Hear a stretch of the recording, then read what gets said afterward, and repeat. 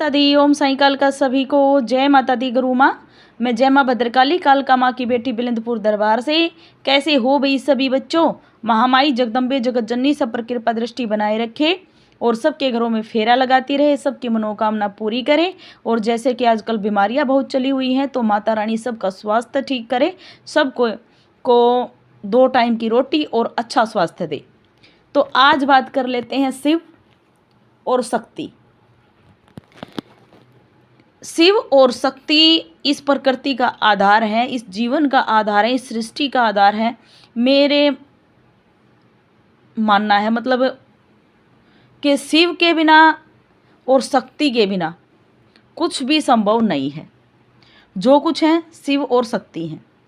तो इनसे क्या सीखा जाए। शिव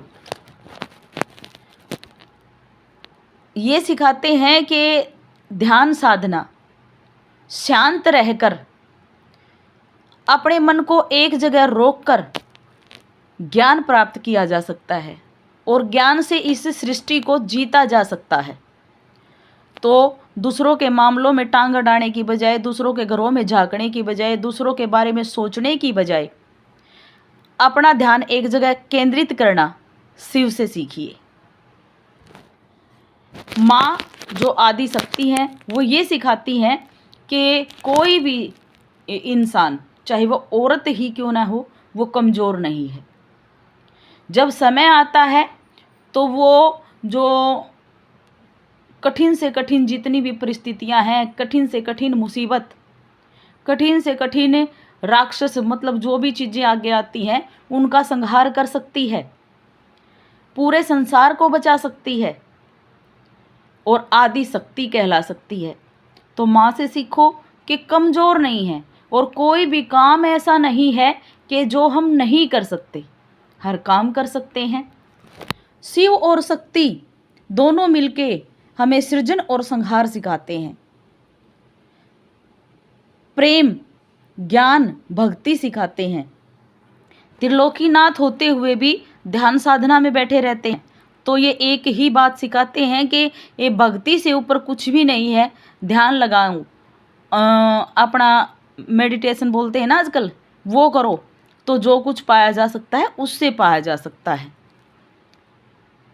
शिव शक्ति के बिना रुद्र हैं और शक्ति के साथ शिव हैं। और एक और बात सिखाते हैं कि जो संसार के नियम हैं उनका पालन देवता, दानव और हर शक्ति को करना पड़ता है। तो हम इंसान छोटी छोटी मुसीबतें आने पर क्यों घबरा जाते हैं। क्योंकि जो भोले बाबा थे वो काल से परे थे, लेकिन जो माँ थी पार्वती वो जीवन मरण में थी।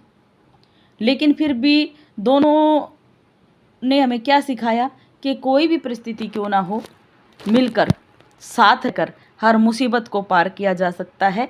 तो भोले बाबा से और माँ से उनके गुण लेने की कोशिश करें, सीखने की कोशिश करें। उनके स्वरूप में बहुत सारा ज्ञान छुपा हुआ है, क्योंकि शिव के बिना शक्ति अधूरी है और शक्ति के बिना शिव अधूरे हैं और शिव शक्ति के बिना सृष्टि का आप अनुमान भी नहीं लगा सकते, सृष्टि हो ही नहीं सकती। तो जो कुछ है वो शिव शक्ति है। इस सृष्टि का, इस जीवन का, इस प्रकृति का, इस ब्रह्मांड का सार शिव शक्ति हैं और वो हमें बहुत कुछ सिखाते हैं। जय माता दी। हर हर महादेव।